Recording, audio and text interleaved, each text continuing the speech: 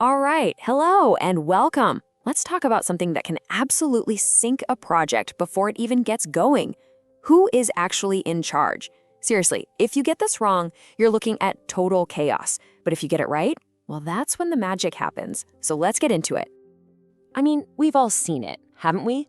A project kicks off, it's got this brilliant plan, everyone's buzzing, and then, boom, it just turns into a complete mess. A total dog's dinner, as we'd say.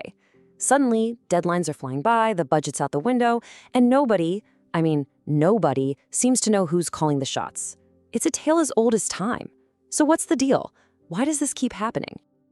Okay, so to really figure this out, we're gonna do something properly, wonderfully British. We're gonna plan a village fete.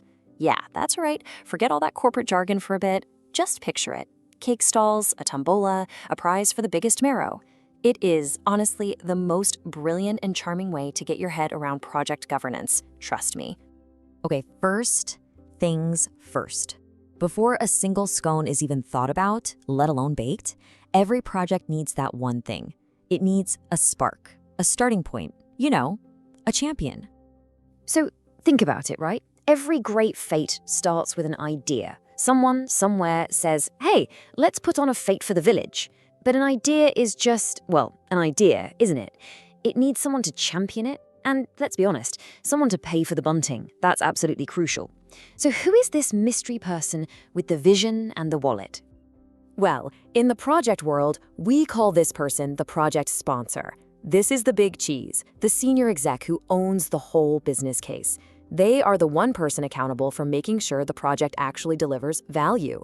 And for our fate, well, this is our visionary vicar. Of course it is. He's got the grand vision for village harmony, and, most importantly, he knows where the church keeps the checkbook. And this is what's so key to understand about the sponsor's job. The vicar isn't in the kitchen baking scones. No, his job is way more strategic. He's the one who secures the funding from the church council. He sets the overall direction. Yep, it's going to be a traditional fete, not some rave in a field. And when a massive roadblock appears, like a grumpy farmer saying no way, it's the vicar who goes and sorts it out. Ultimately, he owns the final result, a cheerful, happy village. But here's the thing. Even our visionary vicar, as brilliant as he is, can't and shouldn't do it all alone. A project this big needs more than one wise head. It needs a whole committee. And this is where we meet the project board, or what's sometimes called a steering committee. Now, don't think of these folks as the ones getting their hands dirty. Oh no, they're more like the wise guardians of the whole thing. Their job is to oversee, to guide, and to make sure this brilliant fate idea stays on track and actually, benefits the village. And this breaks it down perfectly. You absolutely need these three different voices.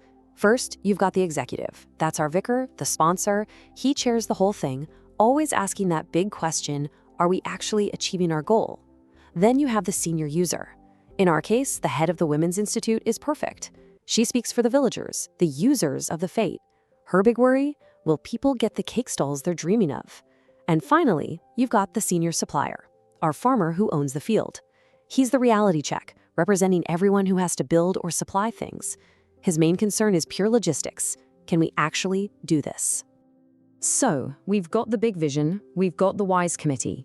Great. But all that chin-stroking and high-level chat isn't going to get the bouncy castle booked, is it? We need someone on the ground, someone to make it all happen. Yeah, exactly. Who is actually going to get on the phone and book the bouncy castle? Who's going to schedule the dog show, manage the tea and cake budget, try to organize all the volunteers, and make sure it all happens on the right day? Who takes that grand vision from the vicar and turns it into a real, actual, functioning fete? That, my friends, is the project manager. For our fete, she is the head organizer. You know the one? Supremely organized, probably has a clipboard, lives by her to-do lists. She's the one who runs the day-to-day show, making sure everything gets delivered on time, on budget, and within the rules that the big committee has set out. Okay, listen up, because this is probably the single most important thing to get right. If you only remember one thing from this whole explainer, make it this. The project manager, our head organizer, is accountable for the outputs, the thing. A perfectly run fete with prize-winning marrow. But the project sponsor, the vicar, is accountable for the outcomes, the value. A happy village with renewed community spirit. One delivers the what, the other is responsible for the why. That is the absolute golden rule. Right, but even our amazing head organizer can't do it all alone. She needs some backup. Let's talk about the unsung heroes who make sure everything runs smoothly and by the book. So, how does this support actually work? Well, imagine the council gives out a fate planning pack. It's full of templates, checklists. That's basically your PMO, or project management office. It provides the tools to do the job properly. Then you've got something called assurance. Think of this as the independent health and safety officer. He's not part of the organizing team. He just pops around to check the wiring on the tier and is safe. And, this is key, he reports directly back to the vicar, giving him a completely unbiased check on whether things are being done safely and correctly. And there you have it. We've planned an entire village fete. And along the way, we've accidentally mapped out the whole structure of project governance. So let's pull it all together and see what we've learned. You see, when you strip it all back, project governance isn't some scary, complicated thing. It's not about bureaucracy for the sake of it. It's just giving everyone a clear job to do. That's it. It's making sure everyone knows what they're responsible for, so the whole thing doesn't end in tears and a soggy tombola. So here's your final go-to lineup.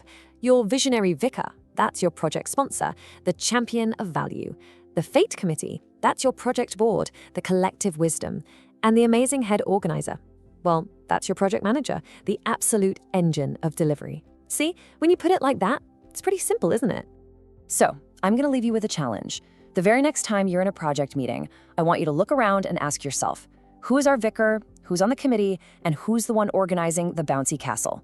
Because figuring that out is the first and most important step to making sure your project ends in a massive success, and not, a total dog's dinner. Thanks so much for joining me.